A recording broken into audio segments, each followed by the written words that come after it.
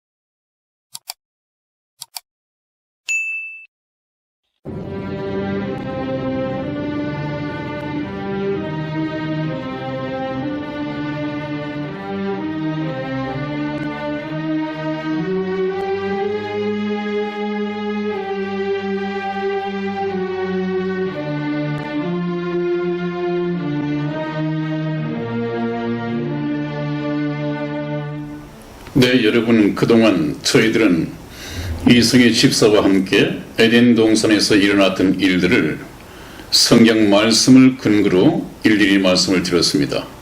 상당히 깨달음이 있었을 것이라고 생각이 됩니다.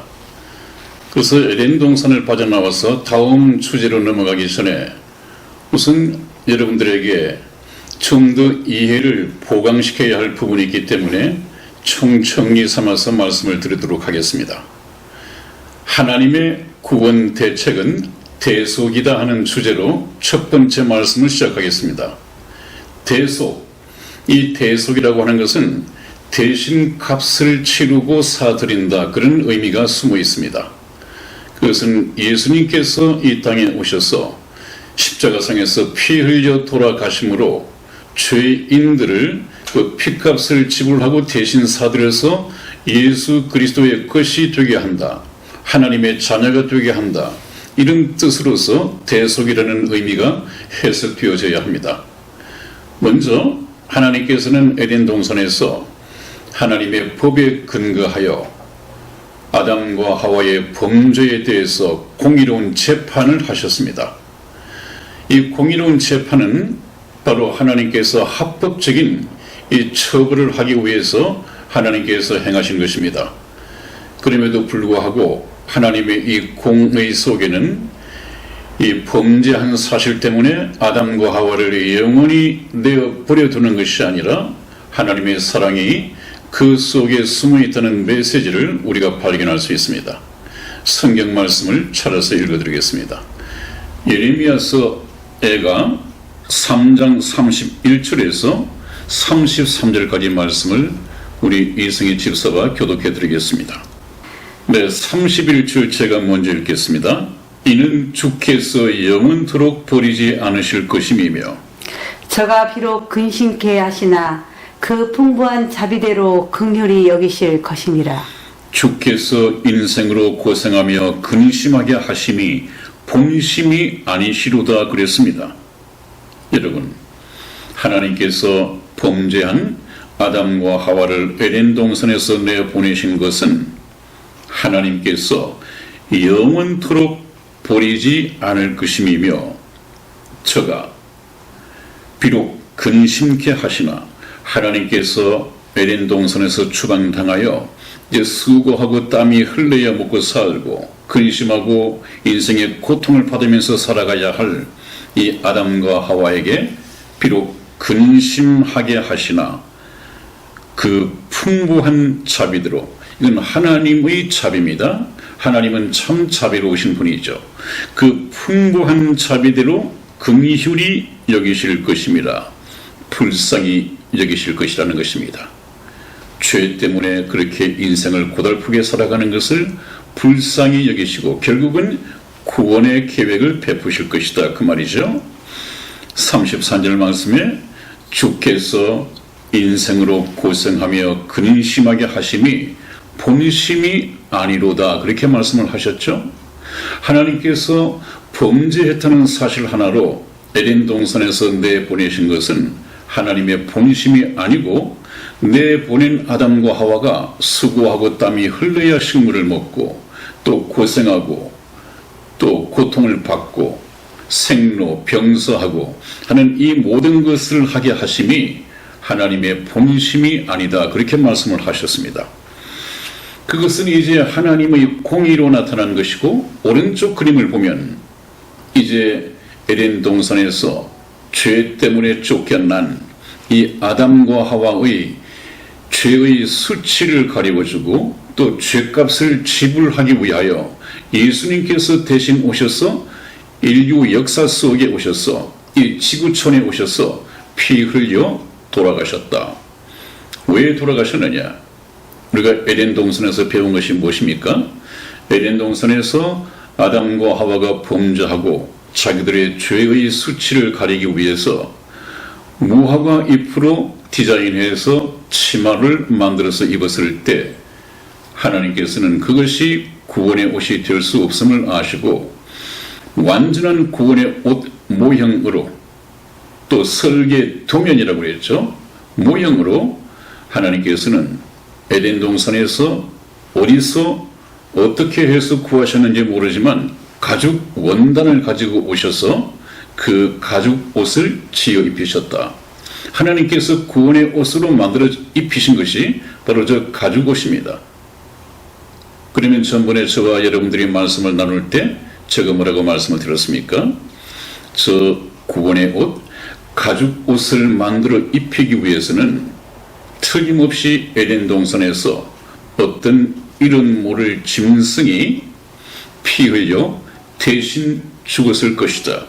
그 죄 없는 짐승이 아담과 하와의 범죄를 가리워주기 위해서 대신 피 흘려 죽었다. 이것이 원시적인 복음이라고 말씀을 드렸는데 그 원시적인 복음, 그 모형이 2000년 전에 예수 그리스도를 통해서 그대로 역사 속에 이루어졌습니다. 저 예수님은 바로 에덴 동산의 그 어린 양의 실체입니다. 그 증거를 우리가 한번 들어보겠습니다. 요한복음 1장 29절 말씀을 찾아서 우리 이승희 집사 읽어드리겠습니다. 이튿날 요한이 예수께서 자기에게 나아오심을 보고 가로되 보라 세상 죄를 지고 가는 하나님의 어린 양이로다. 아멘. 네, 여기 보면 세례 요한입니다. 이 요한은 세례 요한입니다. 세례 요한은 바로 예수님께서 하나님의 아들이신 것을 이 세상에 증거하기 위해서 또 보통 인간과는 달리 하나님께서 특별한 이 방법으로 이 세상에 태어나게 한 그런 하나의 인물입니다. 선지자죠. 이 선지자는 예수님께서 공생애를 시작하기 약 6개월 전에 이미 공생애를 시작을 했습니다. 그래서 예수님이 자기에게 이제 세례를 받기 위해서 오고 계십니다. 그것을 보고 세례 요한이 지금 나오고 있는 이 예수님을 증거하여 말씀을 하는 것이죠. 요한이 예수께서 자기에게 나오심을 보고 가로되 보라, 누구를 보라? 예수님을 보라. 저분은 세상 죄를 지고 가는 하나님의 어린 양이로다 그랬습니다. 세상 죄라고 하는 것을 우리가 주의해서 봐야 합니다. 예수님은 이스라엘 백성의 죄만 짊어지고 가신 것이 아니라 바로 이스라엘뿐만 아니라 세상 모든 민족의 아담의 후예들 모든 인류의 죄를 대신 짊어지고 가실 하나님께서 예비하신 어린 양이로다. 이 어린 양이라고 하는 것은 에덴 동산에서 아담과 하와를 대신해서 피 흘려 죽은 그 어린 양을 상기시켜 주는 것이죠. 바로 그 예수님이 에덴 동산 그 어린 양의 실체이시다. 이것을 증거하고 있는 것입니다. 이해가 되셨죠? 그렇기 때문에 저 예수님께서는 모든 인류의 죄를 대신하여 피 흘려 죽으시기 위하여 죄 없으신 예수님이 한 마리의 어린 양으로서 돌아가셨다. 정확하게 이 구약과 신약이 짝이 맞춰져서 이루어지는 것이죠. 우리가 이 맥을 놓쳐서는 안 됩니다.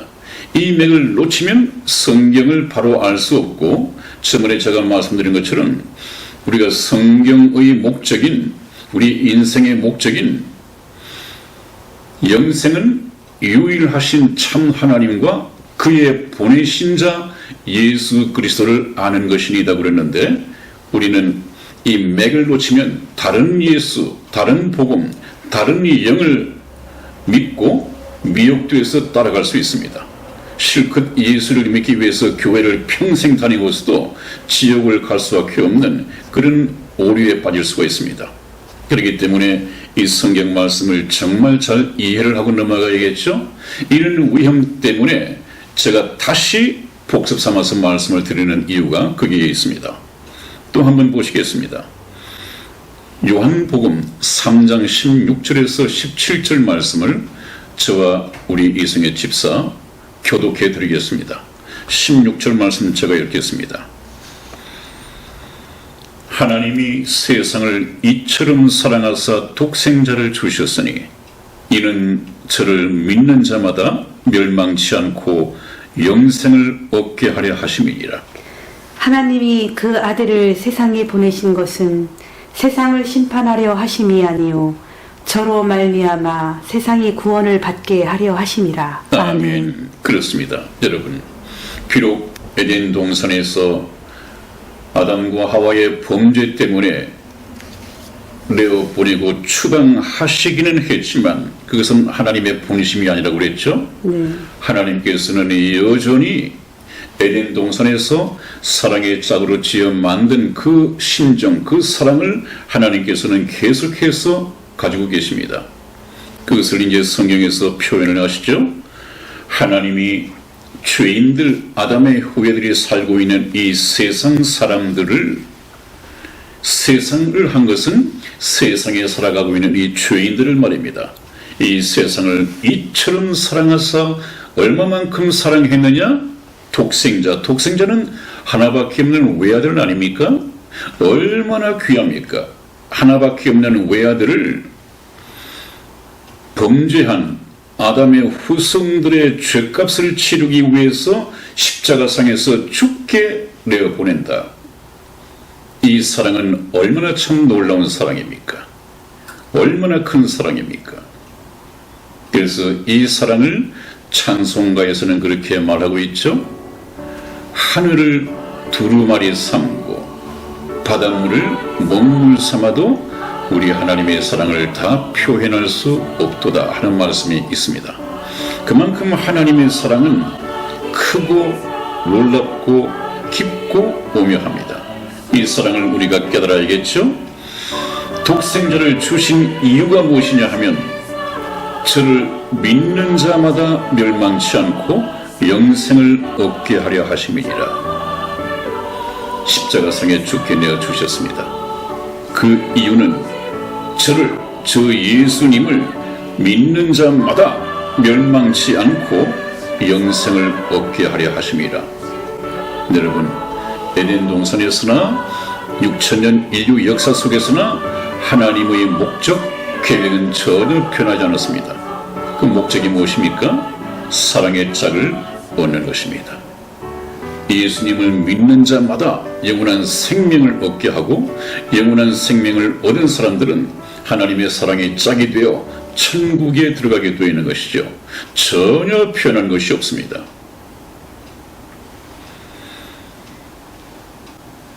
하나님이 그 아들을 세상에 보내신 것은 세상을 심판하려 하심이 아니요. 이런 오해를 하고 있을 수 있단 말이죠. 우리 인간들이 하나님은 지옥과 천국과 이런 것을 만들어 놓으시고 착하게 살면 천국에 보내고 죄를 지으면서 살면 지옥에 보내는 그런 하나님이시야. 차라리 그런 하나님 없었으면 좋겠어 라고 생각할지 모르겠습니다만은 하나님은 저와 여러분들의 죄를 심판하시기 위해서 예수님을 보내신 것이 아니다. 하나님은 저와 여러분들이 아담과 하와가 물려준 이 죄 때문에 지옥 가는 것을 원치 않으십니다. 그럼에도 불구하고 예수님을 믿고 천국 오기를 하루를 천년같이 천년을 하루같이 기다리신다고 말씀하셨습니다. 여러분, 하나님은 그러한데 우리는 혹시 하나님을 모르기 때문에 오해를 할 수 있습니다. 왜 하나님을 오해합니까? 하나님과 교제가 단절되어져 버렸고 서로 소통이 없습니다. 당연히 오해가 생깁니다. 이것은 우리가 하나님과의 관계뿐만 아니라 인간관계에서도 마찬가지입니다. 서로 친구 시간에도 연인 관계에서도 서로 오랫동안 소통이 되지 않고 교통이 끊어져 버리면 오해가 생길 수 있습니다. 그래서 저와 여러분들은 잃어버린 이 하나님과 다시 교통을 통해서 하나님의 본뜻 본심을 알기 위해서 성경 말씀을 읽어야 하는 이유가 거기 있습니다. 그러면 하나님은 심판하시는 분이 아니라 우리를 구원하시기 위해서 하나밖에 없는 자기 독생자를 이 땅에 보내셔서 십자가상에 저 저주와 치욕의 십자가상에 피 흘려 돌아가시게 하셨구나 하는 이 사랑을 우리가 깨닫게 될 것입니다. 참 크고 놀라운 사랑이죠. 또 한번 보겠습니다. 심판하시려는 것이 아니라 저로 말미암아 예수 그리스도로 말미암아 세상이 구원을 받게 하려 함이라. 하나님의 뜻은 죄인들이 예수 그리스도를 믿고 회개하여 구원을 얻는 것입니다. 구원을 얻는 것입니다. 반드시 회개가 있어야 합니다. 오늘날 교회에서 가르칠 때 이 예수님께서 십자가상에서 대신 피 흘려 돌아가신 것이 저와 여러분들의 죄를 짊어지시고 대신 돌아가셨다. 그러므로 우리가 구원을 받았다. 라고 이렇게 가르치고 교인들도 그렇게만 알고 있는데 이것은 뭔가 2%가 부족합니다. 그것이 내 것이 되기 위해서는 우리가 예수 그리스도를 영접하고 영접한다고 하는 것은 회개한다는 것입니다. 회개한다는 것을 오늘날 좋은 예를 들면 회개한다. 이것은 하나님께로 돌아간다는 얘기인데 하나님께로 돌아간다는 것은 지금까지 내가 세상에서 속하여 세상에서 살고 있었는데 이제 예수 그리스도를 믿는다고 하는 것은 이 세상을 떠나고 세상에 속해 있던 내가 이제 하나님께 속하기 위하여 하나님께로 돌아간다는 것입니다. 그 좋은 예가 무엇이냐 하면 아마 이 방송을 들으시는 시청자분들께서는 애국하시는 분들이 많으실 테고 또 오늘날 애국 정치인 가운데 몇 분이 계십니다마는 그 중에 김문수 전 경기지사라는 분이 계시죠. 이분이 원래 주사파 김일성 주체사상을 배운 주사파 좌파였다고 그럽니다. 이분이 오늘날 얼마나 좌파들을 공격하고 오늘날 얼마나 또 태극기를 들고 우파적인 활동을 하고 있습니까? 그것을 뭐라고 합니까? 우리 김문수 경기지사가 주사파에서 좌파에서 우파로 전향을 했다 그렇게 말을 합니다. 그 전향하기 전에는 김일성 주체사상의 좌파에 속해 있었습니다. 그러나 알고 보니까 김일성 주체사상이 이 지상 낙원을 만드는 것이 아니라 오늘날 북한과 같은 저런 동토의 왕국, 독재 왕국을 만들고 있다. 이것은 지상 낙원이 아니다. 내가 뭔가 잘못 알고 있었구나. 정말로 참 좋은 것은 자유대한민국, 정의가, 자유가 살아서 숨쉬고 모든 사람들이 평화롭게 살아갈 수 있는 이 민주주의, 이것이 정말로 우파들이 만들어가는 세상이라구나. 그리고 난 후에 좌파를 버리고 우파로 전향을 했습니다. 소속을 바꾸었습니다. 마찬가지입니다. 저희들도 이 세상에 속하여 세상 것을 구하며 살아가다가 예수 그리스도를 만나고 난 이후에는 세상은 정말 김정은 북한 이 독재 왕국과 같은 것이구나 하는 것을 깨닫고 난 후에 이제는 하나님께 가는 것이 얼마나 복된 것인가를 깨닫게 된다면 자연스럽게 이 세상에 소속되어 있던 내가 하나님 나라에 소속하게 되어 있습니다. 그것이 바로 회개입니다. 전향을 해야 합니다. 이것도 복음을 드릴 때 제가 말씀을 드리죠. 이 부분이 빠져있기 때문에 많은 분들이 구원에 이르지 못합니다. 왜 구원에 이르지 못하느냐? 회개가 없거든요. 회개가 없고 하나님께 돌아오지 않으니까 하나님께서는 성령을 주실 수가 없습니다. 구원의 옷을 입힐 수가 없습니다. 돌아가야 합니다. 이것이 빠져 있습니다. 그 다음에 또 하나 이제 말씀을 드리겠습니다. 네, 이번에 드릴 말씀은 두 번째 주제로 에덴 동산 추방의 영적인 의미에 대해서 저희가 좀 알아보고자 합니다. 에덴 동산에서 하나님께서 범죄한 아담과 하와를 추방했다. 그리고 난 후에 이 참 창살 넘는 지구라는 감옥에다가 사형수들이 모인 이 수용소에다가 추방을 해서 7, 80년 살아가게 만들고 있다. 그러다가 7, 80년 동안에 살다가 우리가 육체 죽음을 맞으면 그것이 바로 사형 집행되는 날이고 예수 그리스도를 통해서 우리가 지옥 갈 죄값을 대신 지불하지 못한다고 한다면 나의 죄 때문에 영원한 불못에 갈 수밖에 없다. 이것이 죄와 사망의 법칙이라고 제가 말씀을 드렸습니다. 이것이 어느 정도 이해가 되시는지요? 우리는 사랑의 짝이 될 수 있는 제2의 기회를 다시 한번 부여받은 사람들이다. 그래서 저는 이것을 우리는 하나님 사랑의 짝이 되기 위한 재수생들이다. 그렇게 말하고 있습니다. 왜 재수생이냐? 첫 번째는 아담과 하와, 저와 여러분들의 근본 조상인 아담과 하와가 첫 번째 선택에서 실패했습니다. 그것을 불쌍히 여긴 하나님께서 아담과 하와의 후손인 모든 인류는 근본 조상을 잘못 만난 이유로 지옥 갈까봐 불쌍히 여기시고 제2의 기회를 주셨습니다. 그러면 아담과 하와가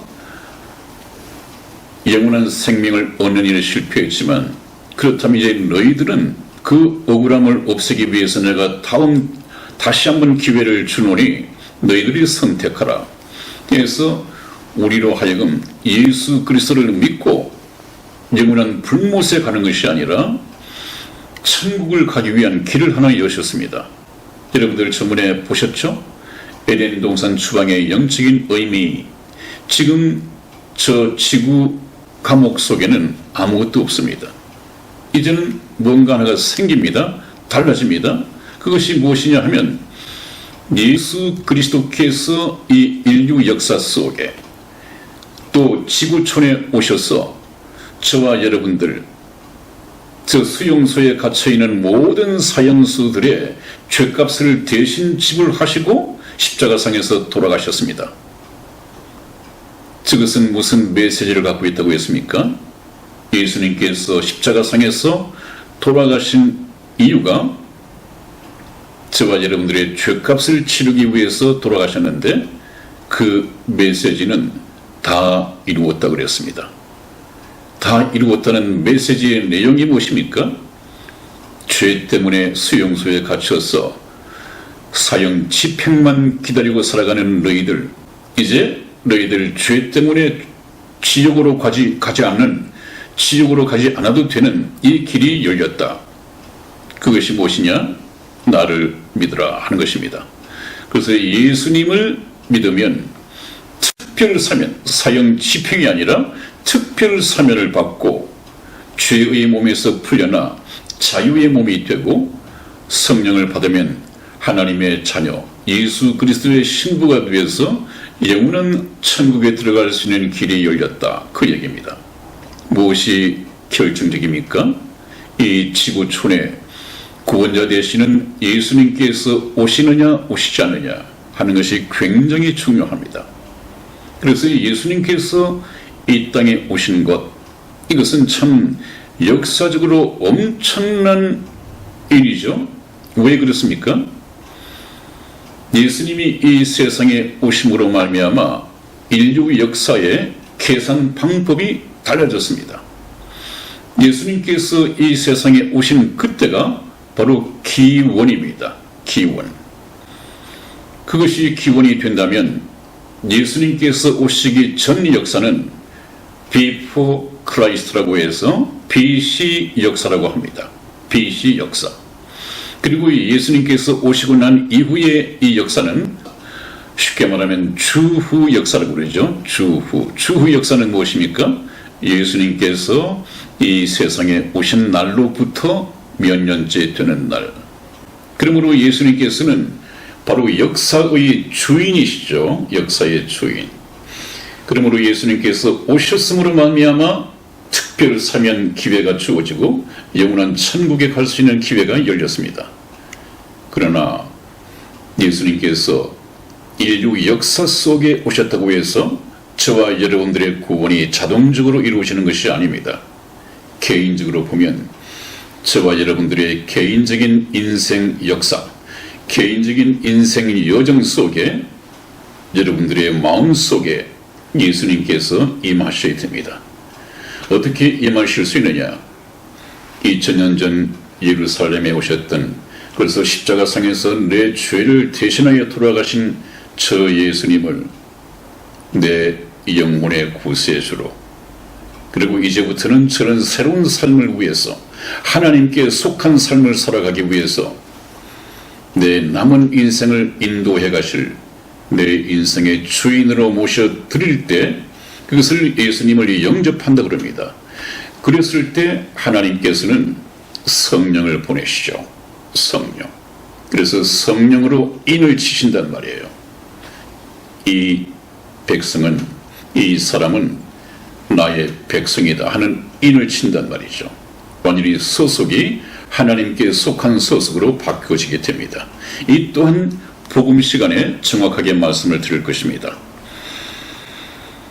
그래서 우리는 지금 참 심각한 그 인생을 7, 80년 즐기기 위해서 살아가는 것이 아니라 에덴 동산에서 근본 조상인 아담과 하와가 실패했던 영원한 천국 백성이 되는 데 있어서, 하나님 사랑의 짝이 되는 데 있어서 재수생이라고 했죠. 재수생.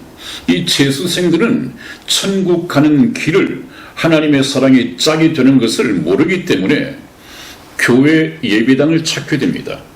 교회 예배당을 찾게 되면 거기에 보내심을 받은 이 목사가 성경 말씀을 가지고 하나님의 사랑의 짝이 되겠다고 교회당을 찾아온 이 교인에게 성경 말씀을 가지고 성경 말씀을 통해서 예수 그리스도라고 하는 완벽한 신랑을, 얼마나 완벽합니까? 천지전능하시죠. 또 하나님의 아들 아니십니까? 영원한 완벽한 신랑으로서는 조금도 부족함이 없단 말이죠. 아마 저분을 신랑으로 모신다면 이 세상을 살아가는 동안에 비천하게 고생하면서 소외당하고 저주스럽게 살았던 모든 사람이 저 예수 그리스도를 신랑으로 맞으면 다음 생애에서는, 하나님 나라에서는 얼마나 참 화려한 삶을 살 수 있겠습니까? 그것이 천국이죠. 그래서 목사님들은 교회를 찾아온 이 교인이 있다고 한다면 한 사람 한 사람을 붙들고 정말로 예수 그리스도의 신부로 거듭나 있는지를 한번 점검을 해보고, 신부로서 아직까지 자격을 얻지 못했다고 한다면 성경 말씀을 통해서 그 훌륭한 예수 그리스도 신랑을 신부에게 소개해 주어서 중매를 해줘야 됩니다. 제가 지난번 시간에 말씀을 드렸습니다. 그 성경 말씀을 찾아서 증거를 해드리지 않았는데 성경 말씀을 한번 찾아드리겠습니다. 고린도 후서 11장 2절 말씀을 우리 이승희 집사 읽어드리겠습니다. 내가 하나님의 열심으로 너희를 위하여 열심내노니 내가 너희를 정결한 처녀로 한 남편인 그리스도께 드리려고 중매함이로다. 아멘. 그렇습니다, 여러분.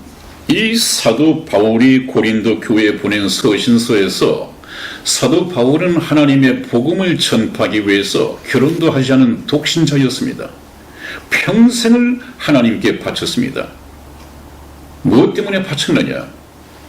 중매쟁이가 되기 위해서 한 사람을 한 남편인 예수 그리스도께 중매하기 위해서 복음을 전하고 예수 그리스도를 소개하기 위해서 평생을 바쳤습니다. 온전히 자기 희생을 하고 헌신을 했습니다. 다시 한번 보십시오. 내가 하나님의 열심으로, 하나님이 무엇이 열심이시냐? 사랑의 짝을 찾는 것이 열심이라는 말이죠. 그거밖에 없습니다. 하나님은. 그거 외에 하나님이 못하실 일이 무엇이 있습니까? 사랑의 짝을 구하는 일을 하나님 혼자서 하실 수 없기 때문에 그것만 하나님의 관심사이고 열심을 내야 할 일입니다. 그 하나님의 심정, 그 하나님의 열심을 가지고 나 또한 너희를 위하여 열심을 내노니 내가 너희를 정결한 처녀, 죄 씻음을 받은 거듭난 그리스도인으로서 예수 그리스도의 신부가 되게 하고 한 남편인 그리스도께 드리려고 중매함이로다. 참 목사님들 이걸 정확하게 알고 가르쳐야 하지 않겠습니까? 여러분들에게 나오는 이 교인 한 사람을 반드시 예수 그리스도에게 중매시켜서 그 사람이 예수 그리스도에게 시집갈 수 있도록 그 훌륭한 예수님을 소개해 줘야 합니다. 근데 오늘날 많은 목사님들이 어떻습니까? 자기가 예수 그리스도 행세를 하고 그냥 자기를 믿고 따르고 자기를 섬기게끔, 그래서 교인들은 예수 그리스도를 믿지 않고 자기 목사님을 믿고 따르는 이런 교인들이 굉장히 허다합니다. 심지어 더 나쁜 사람은 누굽니까? 내가 재림 예수다. 그 얘기는 무슨 얘기입니까? 나를 따르는 너희들 신도들은 나와 결혼해야 돼. 내가 훌륭한 신랑이야. 그런 일이 차칭 재림 예수를 통해서 이루어지고 있지 않습니까? 오늘날 이만희 총회장에게 묵혀있는 그런 신도들만 25만 명이라고 합니다. 재림 예수라고요? 그게 신부가 된다고요? 계속해서 들으십시오. 영생은 유일하신 참 하나님과 그의 보내신 자 예수 그리스도를 아는 것이니이다. 이만희 총회장, 문선명, 박태선, 자칭 재림 예수, 전혀 예수가 될 수가 없습니다. 한 남편이 될 수 없습니다.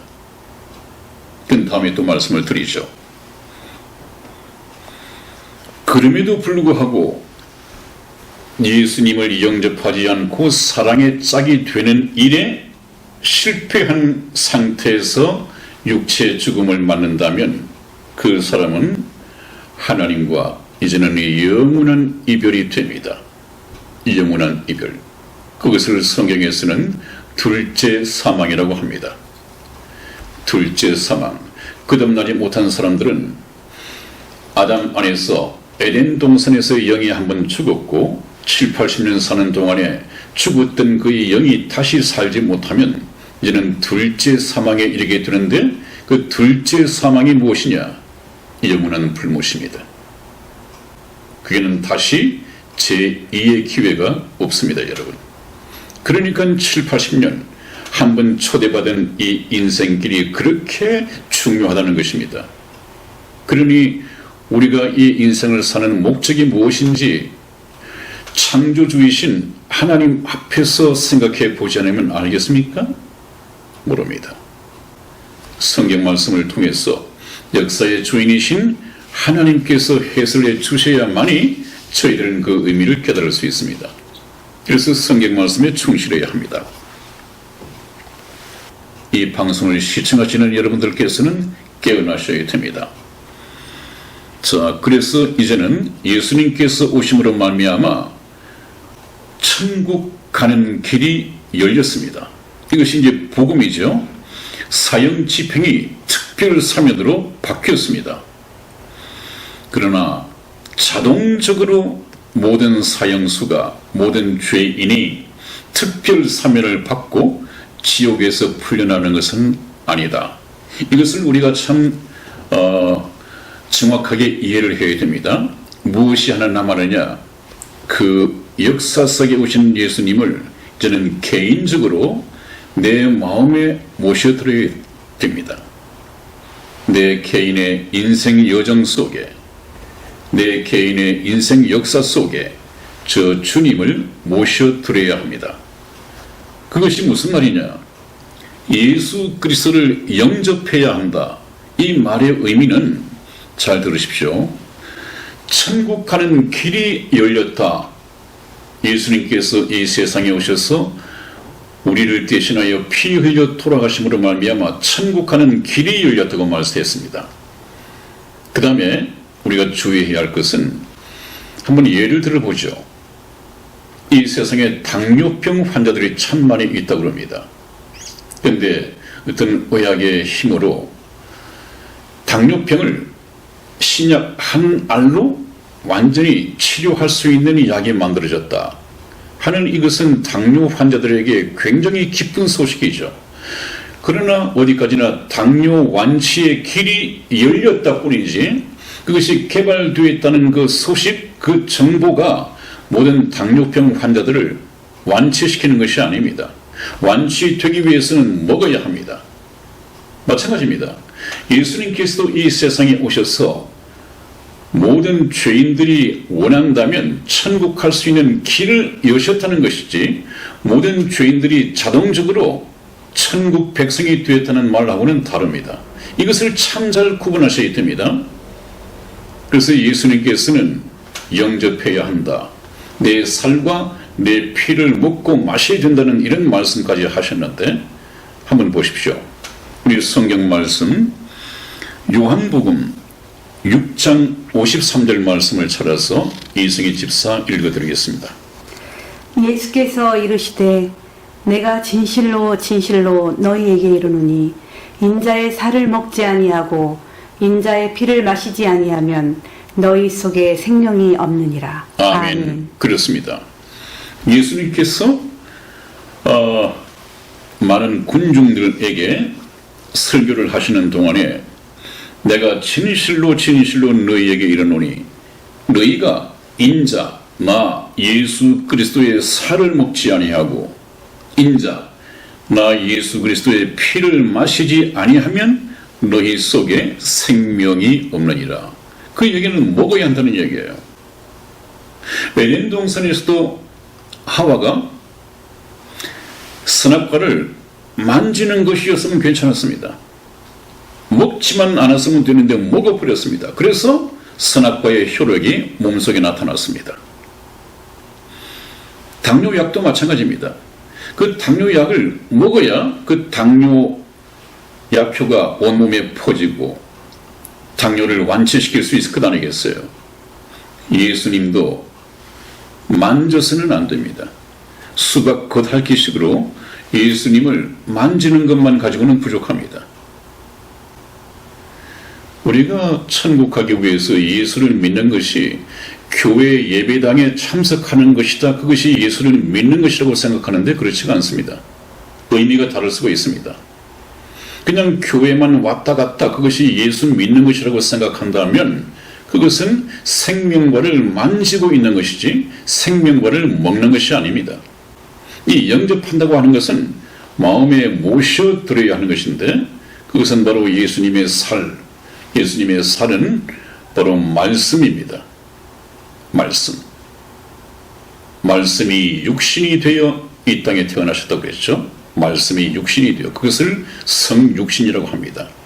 하나님의 말씀이 바로 예수 그리스도의 살입니다. 피는 무엇입니까? 피는 예수님께서 십자가상에서 흘리신 죄 사함을 얻게 하는 그 피 말입니다. 이것을 실제 먹어야 합니다.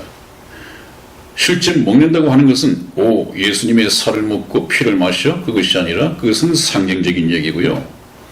말씀과 예수 그리스도의 저 대속, 속죄, 죄사함을 얻게 하는 저 피를 저희가 믿어야 합니다. 그것은 또 무슨 말이냐 하는 것은 복음 시간에 그건 복음에 관련된 문제니까 정확하게 이해를 하도록 말씀을 드리겠습니다. 여기서 알아야 할 것은 자동적으로 천국 백성이 되는 것이 아니라 천국 백성이 되기 위해서는 예수 그리스도를 믿어야 한다. 영접해야 한다. 이것을 반드시 알고 넘어가야 합니다. 그것을 성경 말씀에서도 다시 한번 확인을 하고 있죠. 이것은 개인적으로 영접을 해야 됩니다. 어떤 목사님들, 여러분들 구원은 이 목사가 단체로 다 받아놨으니까 밖에서 구원 하더라도 그것 동료될 필요 없습니다. 여러분들 구원은 내가 단체로 다 받아놨습니다. 이것은 사기입니다. 그렇지 않습니다. 개인마다 구원을 받아야 합니다. 자기 믿음으로 천국에 가는 것입니다. 한번 보십시오. 요한복음 1장 12절에서 13절까지의 말씀을 교독해 드리겠습니다. 12절 제가 읽겠습니다. 영접하는 자, 곧 그 이름을 믿는 자들에게는 하나님의 자녀가 되는 권세를 주셨으니 이는 혈통으로나 육정으로나 사람의 뜻으로 나지 아니하고 오직 하나님께로서 난 자들이니라. 아멘. 그렇습니다. 영접하는 자, 곧 그 말은 영접하는 자는 어떤 사람들이냐? 그 이름을 믿는 자들에게, 예수 그리스도의 이름을 믿는 자들에게는 하나님의 자녀가 되는 권세를 주셨으니, 그 이름을 믿는다고 하는 것은 무엇입니까? 그 이름은 그 사람의 모든 것입니다. 예수 그리스도의 모든 것입니다. 이 예수 그리스도의 모든 것을 믿는 자들에게는 하나님의 자녀가 되는 권세를 주셨으니 영접해야 됩니다. 먹어야 합니다. 만져서는 안 됩니다. 먹어야 합니다. 이는 거듭난다고 하는 것은 혈통으로나 육정으로나 사람의 뜻으로 나지 아니하고 오직 하나님께로서 난 자들이니라. 물론 하나님의 자녀는 하나님께서 직접 나오시는 것이죠. 그것이 무엇으로 가능한 것이냐 하면 물과 성령으로. 사람이 물과 성령으로 나지 아니하면 하나님 나라에 들어갈 수 없느니라. 그러므로 우리 육체가 태어나는 것은 아버지와 어머니의 이 부부 관계를 통해서 태어나는 것이지만 하나님의 자녀는 말씀과 성령의 역사로서 태어납니다. 그러므로 믿음, 구원받는 믿음, 하나님의 자녀로 태어나는 믿음은 들음에서 나며 들음은 그리스도의 말씀으로 말미암았느니라. 우리가 그 말씀을 믿을 때 성령께서 역사하십니다. 그 다음에 우리가 혈통으로나 하니까 참 주의해야 할 점이 있습니다. 요즘은 그렇게 얘기를 잘 못 들은 것 같습니다만은 제가 이 교회 초신자들을 많이 만나고 있을 때 많이 들은 얘기인데 이 모태신앙에 대해서 오해를 하고 있습니다. 모태신앙. 목사님, 저는 모태신앙인데요. 믿음이 없습니다. 이렇게 고백을 해와요. 그럼 모태신앙이란 것이 어떤 것으로 알고 있느냐 물어보면 구원받은 아버지와 구원받은 어머니에게서 태어났으므로 나 또한 구원받은 자녀로 태어났다. 이렇게 알고 있어요. 그렇게 안다고 하는 것은 교회에서 그렇게 배웠기 때문에 그럴 수 있죠. 그것은 전혀 틀린 말입니다, 여러분. 구원받은 어머니와 구원받은 아버지가 부부 관계를 통해서 아이를 낳는데 구원받은 아이가 태어난다? 그것은 이는 혈통으로나 그 맞지가 않습니다. 그러면 모태신앙이라고 하는 것은 어떻게 이해를 해야 하느냐? 모태신앙은 아버지도 믿는 사람이고 어머니도 믿는 사람이고 그 가정이 그러하니까 그러한 믿음의 가정 안에서 태어난 자녀들은 자기도 구원받을 수 있는 좋은 환경 속에서 태어났다. 아주 유리한 환경 속에서 태어났다고 할 때 우리가 모태신앙이다 하는 것은 있을 수 있지만, 구원받은 어머니와 구원받은 아버지 가운데서 태어났기 때문에 구원받은 자녀로 태어났다. 이것은 전혀 비성경입니다. 그 바로 믿음을 고백하지 않습니까? 저는 모태신앙인데 믿음이 없습니다. 믿음 없습니다. 여전히 구원받았다고 하지만 구원받은 사람은 구원받은 죄인입니다. 구원받은 죄인과 구원받은 죄인이 부부관계를 통해서 태어난 아이는 여전히 죄인으로 태어납니다. 그 아이도 아버지 어머니의 좋은 환경 속에서 예수님의 말씀을 듣고 믿고 하나님의 자녀로 거듭나야 합니다. 그런 의미에서 모태신앙이라는 것을 여러분들이 잊어서는 안 되겠습니다. 모태신앙을 잘못 믿고 있다가 낭패를 만나는 수가 있습니다. 그러므로 여러분, 성경 말씀에서 그럴 수밖에 없는 이유를 하나 증거를 해드리겠습니다. 예레미야서 31장 29절에서 30절까지 말씀을 우리 이승혜 집사 읽어드리겠습니다.